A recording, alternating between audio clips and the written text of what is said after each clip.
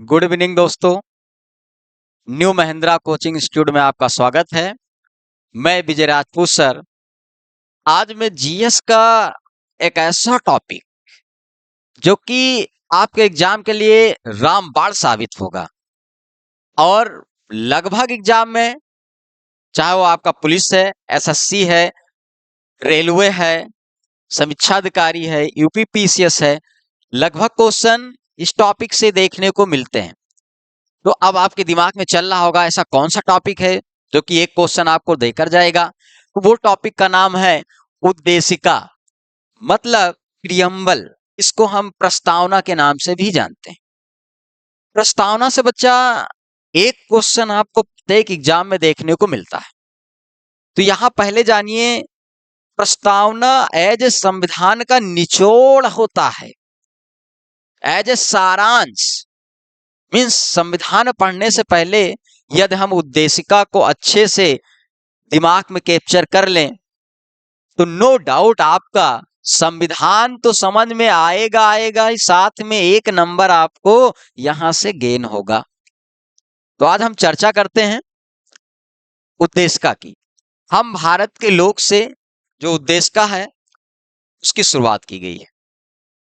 अब कुछ शब्द ऐसे हैं जिसका एग्जाम में अर्थ पूछता है, सभी का नहीं पूछता है। हमको देखो, सिलेक्शन लेने में एक चीज ध्यान रखना है, क्या पढ़ना है क्या छोड़ना है, देन सिलेक्शन।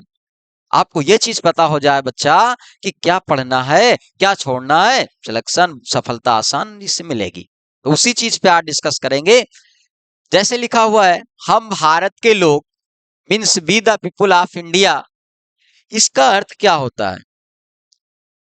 यदि कोई भी काम हो रहा है, वर्क कोई भी हो रहा है आपके भारत में, तो हम लोग भारत का एज ए नागरिक या कोई नियम बन रहा है तो किसके लिए बन रहा है? भारत के लिए बन रहा है, मीन्स हम लोग के लिए बन रहा है। तो हम लोग भारत की शक्ति बिंदु का केंद्र हैं, इसका मतलब ये हुआ। उसके बाद में संपूर्ण प्रभुत्व संपन्न एक शब्द आपको दिख रहा है मेरे भैया। इसका मतलब क्या हुआ कि आपका देश बाहरी देशों के अंडर में नहीं रहेगा, मतलब विदेशी सत्ता के प्रभाव में नहीं रहेगा। आपका देश स्वतंत्र है, कोई डिसीजन लेने में सक्षम है। ऐसा नहीं है कि भारत को कोई डिसीजन लेना है अमेरिका से पूछेगा, रूस से पूछेगा कि सर मैं ये काम करूं। नहीं, आप बिल्कुल स्वतंत्र हैं। मतलब भारत सरकार किसी विदेशी सरकार के या सत्ता के अधीन काम नहीं करेगी, इसका अर्थ ये हुआ। सिंपल सी बात। समाजवादी। अब बच्चा एक चीज देखिए यहाँ पे, समाजवादी की अगर बात करें तो कुछ चीजें हुई है जो संशोधन के तहत जोड़ा गया। वो भी उद्देशिका में कितनी बार संशोधन हुआ और कब हुआ, इस पे हम चर्चा करेंगे। अगर हम बात करें उद्देशिका में कितनी बार संशोधन हुआ, तो उद्देशिका में भैया एक बार संशोधन हुआ। कभी कभी क्या होता है, कई स्टूडेंट आते हैं एग्जाम देने के बाद लगाकर आ जाते हैं 3 बार संशोधन हुआ। अरे भैया, एक बार संशोधन हुआ लेकिन 3 शब्दों में हेरा फेरी हुई है। ध्यान देना, आज इसके बाद एक क्वेश्चन गलत नहीं होगा। समाजवादी, पंथ निरपेक्ष और राष्ट्र की एकता और अखंडता, मतलब राष्ट्र की एकता में अखंडता शब्द जोड़ा गया। यहां पहले धर्मनिरपेक्ष था, इसको पंथ निरपेक्ष किया गया। इसका मतलब समझिए, समाजवादी मतलब एक पार्टी को इंगित करता, जबकि ये विचारधारा है, यहाँ पे समाजवाद किया गया। इसका मतलब क्या हुआ भैया जानो, मतलब भारत में जितने भी नागरिक हैं सबको एक समान समझा जाएगा, समान अवसर दिया जाएगा। चाहे वो आर्थिक के दृष्टिकोण से ले लो, राजनीतिक के दृष्टिकोण से ले लो और सामाजिक के दृष्टिकोण से ले लो, सभी को समान समझा जाएगा। पंथ निरपेक्ष का मतलब क्या हुआ भैया?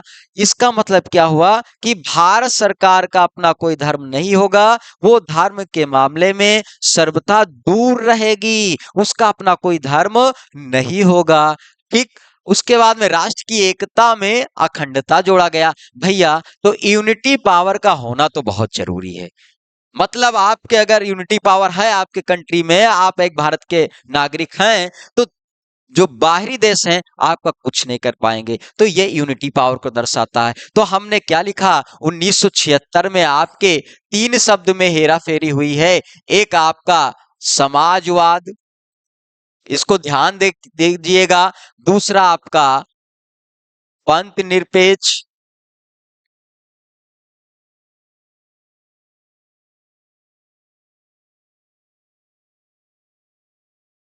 और तीसरा आपका हुआ है अखंडता। ये तीन शब्द में हेराफेरी हुई, मतलब राष्ट्र की एकता और अखंडता ऐड किया गया। राष्ट्र की एकता पहले से था और लगाकर अखंडता ऐड किया गया। ये सारी चीजें हुई। उसके बाद में एक शब्द और आएगा लोकतंत्रात्मक, मतलब लोकतंत्र। अब आपको पता है आजकल चुनाव का समय चल रहा है। इट्स वेरी सिंपल भैया। लोकतंत्र मतलब जनता का शासन। किसका शासन? जनता का शासन। और आपको पता है आपके संविधान में आर्टिकल नंबर 326 में बताया गया है कि जो लोग ऐसे 18 वर्ष के कंप्लीट हैं या 18 वर्ष से अधिक हैं, वो लोग अपना मतदान कर सकते हैं। तो ये दर्शाता है गणराज्य भैया। गणराज्य का मतलब क्या होता है? आपका जो देश है, यहाँ का राष्ट्रीय अध्यक्ष निर्वाचित होगा, मतलब वंशागत नहीं होगा। वंशागत का मतलब जैसे किसी के पिताजी मान लीजिए ए हैं कुर्सी पर, और अब ये चले गए, मान लीजिए इनकी डेथ हो गई, तो इनका लड़का बी जो है वो कुर्सी पर नहीं आएगा। ऐसा होता है? नहीं होता है, क्योंकि वो पावर अब आपको दे दी गई है। ठीक है। उसके बाद में इसमें भैया उद्देशिका में कितने प्रकार के न्याय का वर्णन किया गया है, कई बार रिपीटेड क्वेश्चन एग्जाम में। तो आपको पता है सामाजिक, आर्थिक, राजनीतिक, ये तीन प्रकार के आपके न्याय का वर्णन किया गया है। उसके बाद में आपको दिया गया विचार, अभिव्यक्ति, विश्वास, धर्म, ये सब सारी चीजें स्वतंत्रता दी गई है, आपको छूट दी गई है मानने के लिए। उसके बाद में व्यक्ति की गरिमा, ये शब्द का अर्थ बहुत पूछता है एग्जाम में। व्यक्ति का गरिमा, जैसे एग्जाम्पल की बात करें तो अब आपका टारगेट क्या है भैया? सिलेक्शन लेना, इनकम टैक्स अफसर बनना, पुलिस बनना, जो भी आपका टारगेट है। तो यहां पर अब आपका टारगेट सिलेक्शन हो गया, तो आपका अंतिम लक्ष्य प्राप्त हो गया ना। तो वही चीज कह रहा है व्यक्ति की गरिमा, मतलब व्यक्ति का अंतिम लक्ष्य प्राप्त ही व्यक्ति की गरिमा कहलाती है। एकता मतलब एकता होना, राष्ट्र यूनिटी होना जरूरी होता है, ये हमने पहले बता दिया। एक शब्द और आपको मिलेगा बंधुता, मतलब बंधुत्व। बंधुत्व का मतलब भाईचारे। तो ये था उद्देश्य का भैया। इसमें आपको अर्थ पूछता है, संशोधन कितनी बार हुआ है? संशोधन आपको याद करना, जीवन के साथ भी जीवन के बाद भी भैया एक ही बार संशोधन हुआ है, 42वें संविधान संशोधन 1976 में। क्लियर बात?